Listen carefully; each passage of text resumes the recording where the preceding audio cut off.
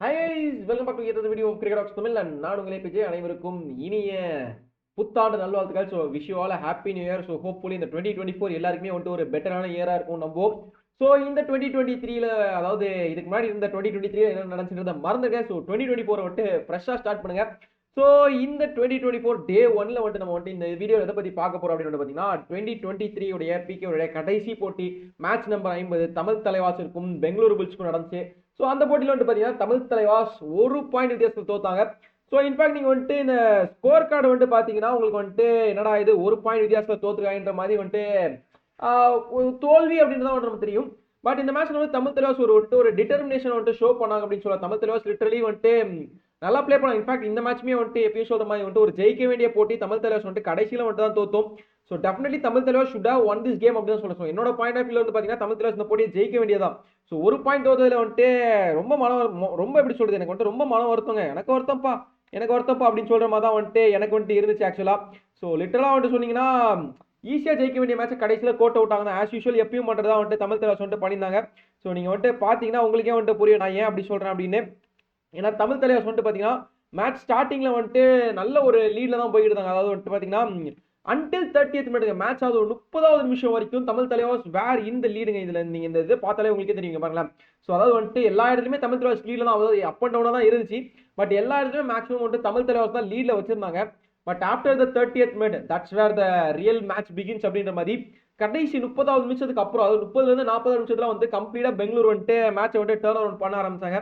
In fact நல்லா note பண்ணீங்கன்னா நான் வந்துட்டு லாஸ்ட் மேட்ச் அதாவது வந்துட்டு லைவ் போட்டு வந்துட்டு சொல்லியிருப்பேன். ஸோ தமிழ் தலைவாஸ்க்கும் குஜராத் ஜெயின்ஸ்க்கும் நடந்த மேட்ச்க்கு வந்துட்டு நம்ம சேனல் லைவ் இருந்தப்போ நான் என்ன சொல்லியிருப்பேன்னா, மார்க் மை வேர்ட்ஸ், இந்த மேட்ச் வந்துட்டு கண்டிப்பா நரேந்திர கண்டலாவுக்கு ஒரு கம்பேக் மேட்ச் இருக்கும்னு சொன்னேன். அதாவது குஜராத் மேட்ச் நடந்தப்போ இதுக்கு அடுத்து நரேந்திர கண்டலாவுக்கு வந்துட்டு ஒரு ஏறுமுகம் இருக்கும் அப்படின்ற மாதிரி வந்துட்டு நான் வந்துட்டு சொல்லியிருந்தேன்.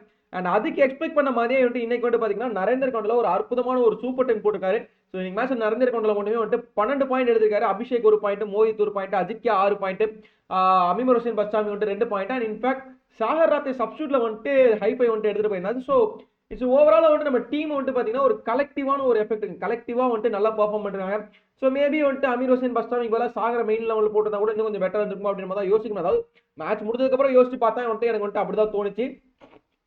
But they well done well அப்படின்னு தான் சொல்லும். ஸோ பெங்களூரு புல்ஸோடைய ரைடிங் டிபார்ட்மெண்ட் பார்க்கலாம், விகாஸ் கண்டலா இருக்காரு, பரத் இருந்தாரு, நீரஜ் நர்வால் இருக்காரு. ஸோ இவங்க எல்லாருமே வந்துட்டு நம்ம வந்துட்டு கொஞ்சம் அப்படியே வந்துட்டு கட்டி போட்டு உட்கார வச்சிருந்தோம். பட் இருந்தாலும் மேட்சை தோத்தது எந்த இடம் அப்படின்னு பார்த்தீங்கன்னா அந்த கடைசி 30வது நிமிஷத்துல இருந்து 40வது நிமிஷம் வரைக்கும் தான்.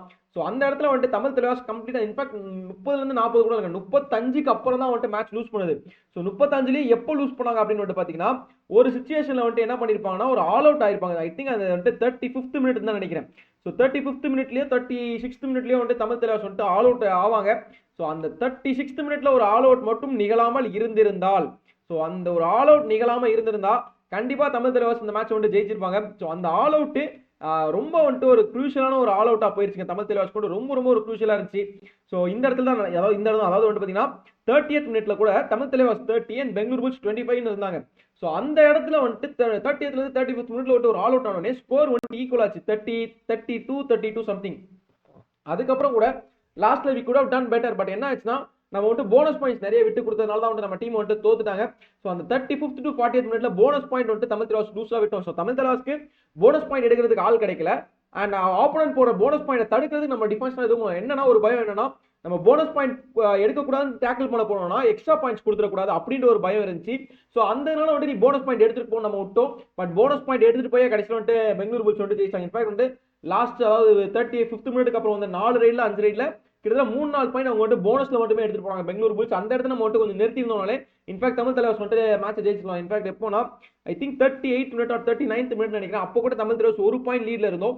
அந்த 1 பாயிண்ட் லீட்ல இருக்கும்போது என்ன ஆகும்னா திருப்பி வந்துட்டு ஒரு போனஸை போட்டு போவாரு. அண்ட் அடுத்த ரைடு வந்துட்டு லாஸ்ட்டுக்கு முந்தின ரைடு வந்து அஜித்யா பவர் வந்துட்டு உள்ள மேட்டுக்குள்ள போகும்போது டேக்கிள் ஆயிருவாங்க.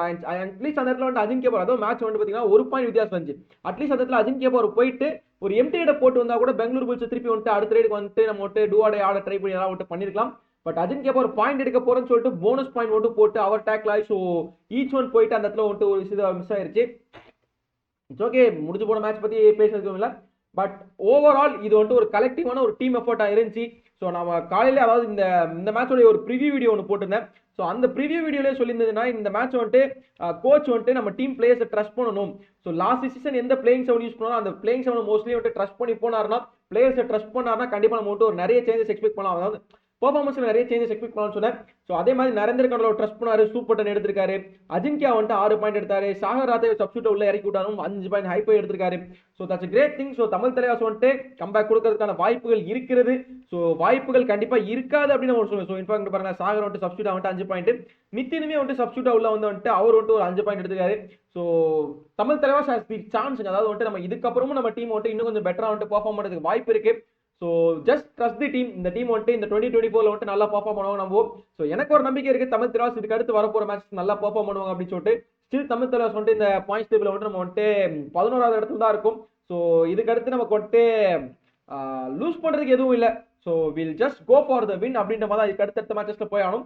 ஸோ தமிழ் தலைவாஸ் அடுத்து வரக்கூடிய போட்டியில வந்துட்டு வெற்றி பெறுவாங்களா? ஸோ எனக்கு தெரிஞ்சு வெற்றி பெறணும், வெற்றி பெறுவார்கள். ஸோ நீங்க இதை நம்புறீங்களா இல்லையான்னு சொல்லிட்டு மறக்காம கீழே கமெண்ட் செக்ஷன்ல மென்ஷன் பண்ணுங்க. ஸோ இதே மாதிரி இன்னொரு நல்ல வீடியோ சந்திக்கிறேன். டாடா பை பை, ஃப்ரம் சிடி. நான் உங்கள் ஏபிஜே. நன்றி, வணக்கம். ஸோ அடுத்து வந்துட்டு பார்த்தீங்கன்னா அனைவருக்கும் இனிய புத்தாண்டு நல்வாழ்த்துக்கள். Bye guys, have a happy new year. Bye.